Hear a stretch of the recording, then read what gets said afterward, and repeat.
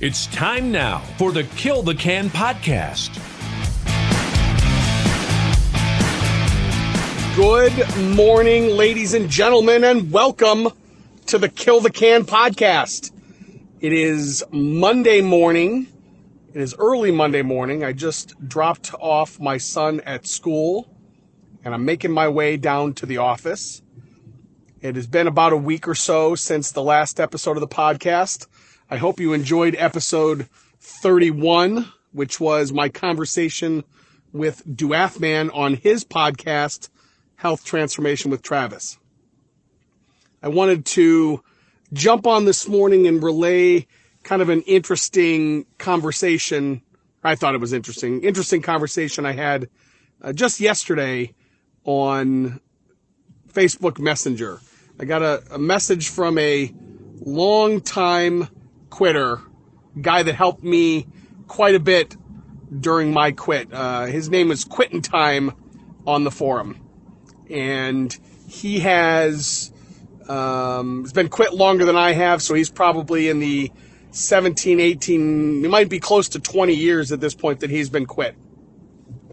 And he reached out to me and he said, hey, is there a section on KTC for vapors? I got someone to send that way, but that's their delivery system.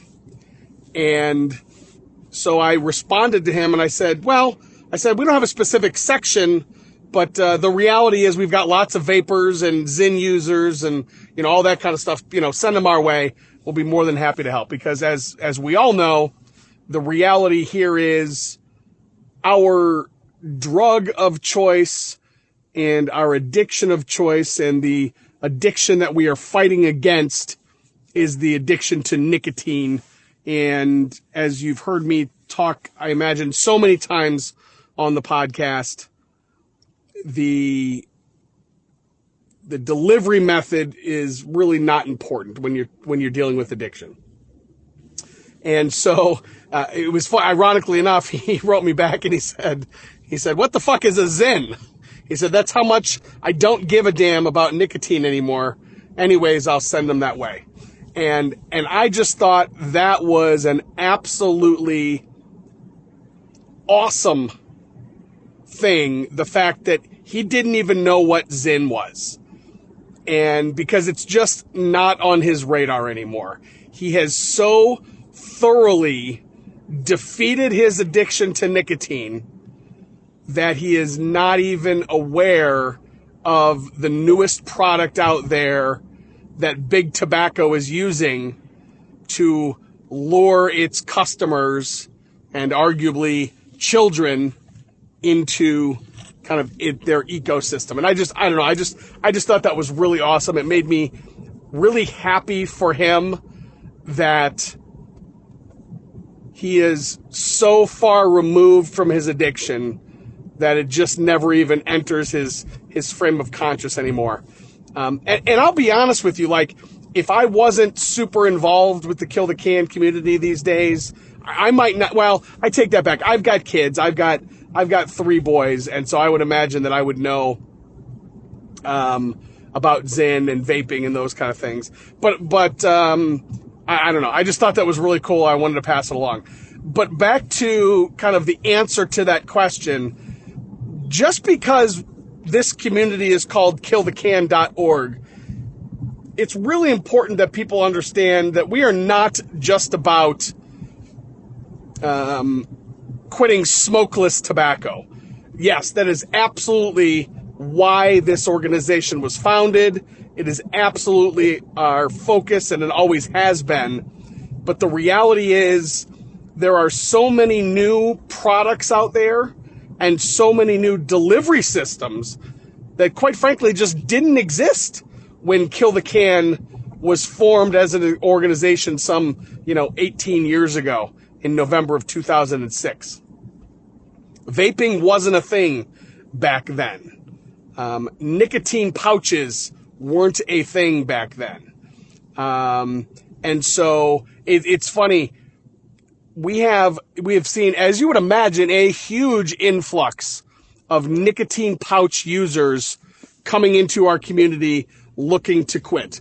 Now, I will say the overall journey those first 100 days and those kind of things. The overall journey for, say, a Zyn user has been remarkably consistent with a smokeless tobacco user. People quitting those two things. But there have been a couple of differences that I have noticed that continue to kind of keep popping up. And again, I was not a Zyn user, so I don't have any specific personal experience to relay here. But a couple things that I have seen, it seems the Zyn users, and I'm using Zyn as kind of a catch-all for nicotine pouches. That could be Rogue or On or those kind of things. Zyn is the big one, but it seems that Zyn users have more, maybe I'll call it digestive issues than smokeless tobacco users have. At least I've seen those reported more often recently. And I think, and that's not to say that smokeless tobacco users don't have those issues, because they absolutely do. I think what I'm seeing is Zyn users are experiencing those issues longer into their quit than smokeless tobacco users are. Now, I have no idea why that would be the case. This is purely anecdotal. I don't know if there's a medical reason for it. And again, I'm not a doctor. If I had to guess, I would say it's because maybe Zyn users are swallowing the juices of their products more than smokeless tobacco users are. Now, there are certainly smokeless users that gut their spit all the time. I was never one. I was always spitting. But that would be my guess. Again, it's an educated guess at best. I'm not a doctor. And again, I'm just kind of relaying some stuff that I'm hearing anecdotally from quitters as they quit Zyn products. When it comes to vapors that come to Kill the Can to quit, as you would imagine, I'm seeing more. They are more akin to a traditional smoker that quits than a smokeless user, right? So they are dealing with more chest congestion. They're dealing with more nasally issues. I've heard a lot of issues around kind of ear, nose, throat things from vapors. Again, I'm not a doctor. I don't know of any specific kind of medical reasonings for this. This is all purely anecdotal. But this is what we're hearing. This is what I'm seeing within the community specific to vapors. Now, again, I will reiterate, the overarching journey towards nicotine freedom is still incredibly consistent. So if you sit down and you're a vapor or you're a Zyn user and you look at the articles on Kill the Can, if you look at the advice we're giving, if you look at the timeline of what to expect when you quit, it is going to be very, very accurate to your journey as well. But again, I have been hearing some nuances to those, we'll call them teachings and timelines and those kind of things. Again, specific to nicotine pouch users such as Zyn users and vapors.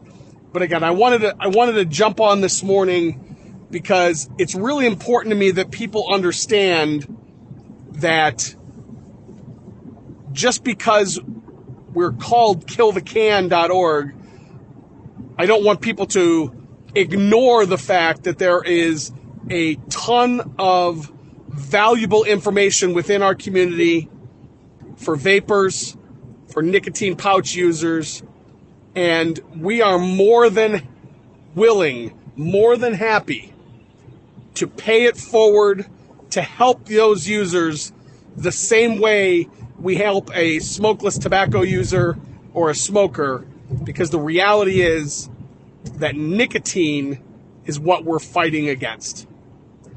It is an honor to be quit with every single one of you today, quitters. We'll talk to you soon. Have a wonderful week.